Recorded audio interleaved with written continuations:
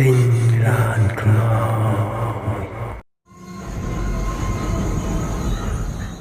ចម្ចាស់សាច់រឿងឈ្មោះបងសំណាងឬគេហៅថាប៉ែនសំណាង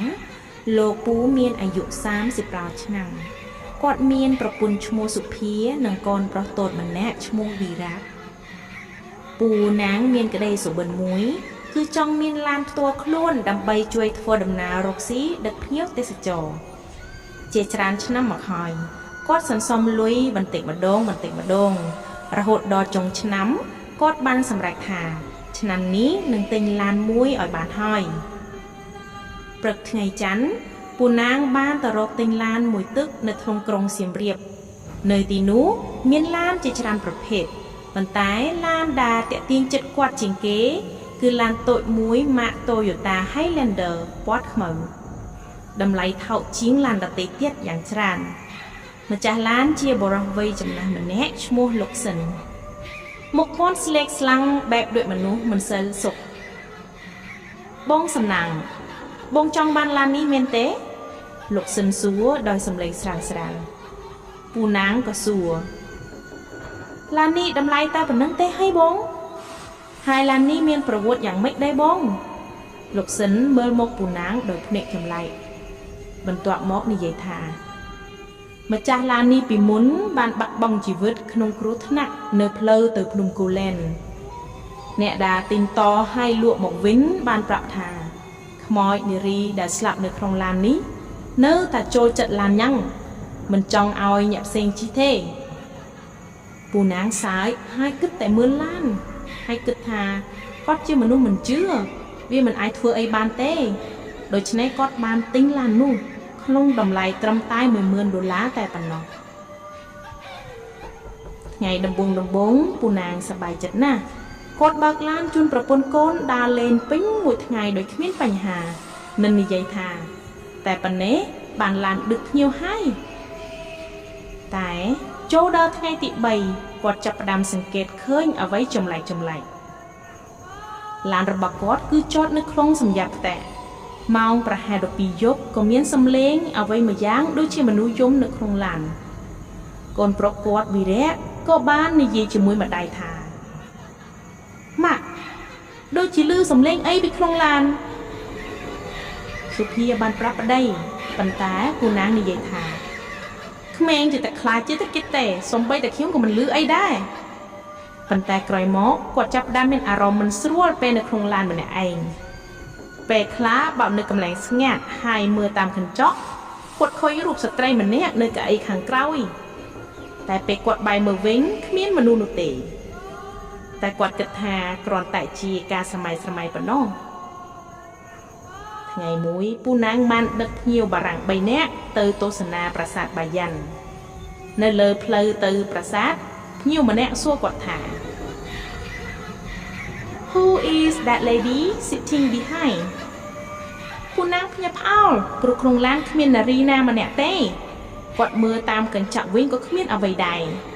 ប៉ុន្តែភ្ញៀវទាំង3នាក់ស្រែកខ្លាំងដោយសំឡេងភ័យខ្លាចពួកគេនិយាយថាឃើញស្ត្រីស្លៀកសម្លៀកបំពាក់ពណ៌សនិងមានឈាមហូរចេញពីមុខពូណាងចតឡានភ្លាមភ្ញៀវទាំងអស់រត់ចេញពីឡាននិងបដិសេធមិនអោយទៅបន្តទៀតទេពួកគេថាឃើញ Ghost Lady with bleeding face ពូណាងខឹងចិត្តណាស់ហើយចាប់ដោខ្លាចឡានថ្ងៃនោះម៉ោង1ទៅហើយគាត់នៅតែដេកមិនលក់ទៀតគាត់ឮសំឡេងល្វើយនិយាយថាសងខ្ញុំវិញសងឡានខ្ញុំវិញប៉ុន្តែពូណាងមិនហ៊ានចេញមកមើលទេព្រោះគាត់គិតថាប្រកាសជាខ្មោចក្នុងឡាននោះឯងគាត់ក៏សំងំដេកយ៉ាងភ័យខ្លាចរហូតដល់ព្រឹកស្អែកឡើងពូណាងចាប់ផ្ដើមស្រាវជ្រាវគាត់តាមរកព័ត៌មានពីឡានដែលគាត់បានទិញនោះកំណត់ហេតុបានកត់ត្រាទុកថាកាលពី2ឆ្នាំមុនមានគ្រោះថ្នាក់រថយន្តមួយនៅផ្លូវទៅភ្នំគូលែននារីវ័យ25ឆ្នាំឈ្មោះសុជាតិបានស្លាប់ភ្លាមនៅពេលដែលឡានរបស់នាងទៅបុកនឹងថ្មធំមួយនៅក្បែរផ្លូវឡើងទៅភ្នំគូលែន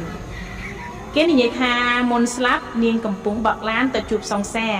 ប៉ុន្តែមិនទាន់ដល់ផងស្រាប់តែគ្រោះថ្នាក់ស្លាប់បាត់ក្រោយពេលនាងស្លាប់ គ្រួសារនាងបានលក់ឡាននេះដើម្បីបង់បំណុលប៉ុន្តែគ្មានអ្នកណាយកពូណាងចាប់ផ្ដើមជឿថាឡាននោះពិតជាមានខ្មោចកាន់មែនគាត់គិតថាបើលក់វិញប្រកាសជាខាត់ច្រើនទើបគាត់ក៏សម្រេចថាយកឡាននោះទៅឲ្យព្រះសង្ឃនៅវត្តស្រោចទឹកមុនឲ្យបាននិងសុំយ័ន្តពីព្រះសង្ឃដើម្បីការពារថ្ងៃក្រោយមកពូណាងបើកឡានចុះពីភ្នំគូលែនតែម្នាក់ឯងនៅម៉ោងប្រហែល 9 យប់ដោយសារតែភ្ញៀវគាត់បានចុះកន្លែងបោះតង់អស់ហើយភ្ញៀវនឹងបោះតង់រយៈពេល 3 ថ្ងៃបានឲ្យគាត់ទៅយកវិញពេលទៅជិតដល់កន្លែងដែលស្ត្រីនោះស្លាប់តែមានអភើស្ដើងព័ទ្ធជុំវិញឡានពូណាងចាប់ផ្ដើមបាច់ញាក់ហើយកាន់ខ្សែព្រះហើយនិយាយថាកុំធ្វើបាបខ្ញុំអីសូមអង្វរប៉ុន្តែភ្លាមនោះម៉ាស៊ីនឡាក៏រលត់ដោយខ្លួនឯងអំពើទាំងអស់ភ្លឺរលត់មានសំឡេងស្រែកហៅឈ្មោះគាត់ចេញពីកៅអីខាងក្រោយពូណាងឲ្យឡានខ្ញុំវិញមកពូណាងឲ្យឡានខ្ញុំវិញមកពូណាងងាកមកក៏ឃើញស្ត្រីម្នាក់អង្គុយនៅកៅអីខាងក្រោយស្លៀកអាវពណ៌សសក់វែងខ្មៅមុខស្លេកភ្នែកក្រហមនាងនិយាយដល់សំឡេងកសឹកថាឯងយកឡានយើងឯងមិនសុំការអនុញ្ញាតពីខ្ញុំទេឯងមានដឹងថាឡាននេះយើងស្រឡាញ់ណាស់ពូណាងស្ដាប់ផងភ័យផងរាក់នោមខំនិយាយដោយសំឡេងញើថាសំទោសខ្ញុំមិនដឹងទេខ្ញុំនឹងយកឡាននេះទៅសងវិញសំទោសខ្ញុំមិនដឹងទេខ្ញុំនឹងយកឡាននេះទៅសងវិញភ្លាមនោះភ្លើងឡានក៏ចាប់ផ្ដើមភ្លើមវិញខ្មោចនោះក៏បាត់ទៅឡានក៏ដំណើរការធម្មតាដូចដើមវិញគាត់បាក់ឡានមកផ្ទះវិញទាំងអារម្មណ៍មិនដឹងនៅក្នុងខ្លួនបន្ទាប់ពីថ្ងៃនោះពូណាងបានយកឡានទៅលក់ចិនវិញនៅទីកន្លែងដែលគាត់ទិញប៉ុន្តែពេលទៅដល់ម្ចាស់ឡានចាស់លោកសិនមិននៅទីនោះទេអ្នកជិតខាងនិយាយថាលោកសិនបានស្លាប់2 ថ្ងៃបន្ទាប់ពីលក់ឡានទៅឲ្យពូសំណាងមកម្លេះពូណាងភ្ញាក់ផ្អើលណាស់ហើយមិនដឹងធ្វើយ៉ាងណាមានតែយកទៅលក់នៅការ៉ាសឡាននៅភ្នំពេញប៉ុន្តែគេឲ្យតម្លៃតែ$7,000តែប៉ុណ្ណោះតែដោយសារតែមិនមានជំរឿនហើយខ្លាចគ្រោះថ្នាក់នៅថ្ងៃមុខទើបគាត់សុខចិត្តខាតច្រើនឲ្យតែលក់ឡាននោះចេញហើយចាប់ពីពេលនោះមកគាត់ក៏មិនដឹងថាមានរឿងអ្វីកើតឡើងចំពោះឡាននោះទៀត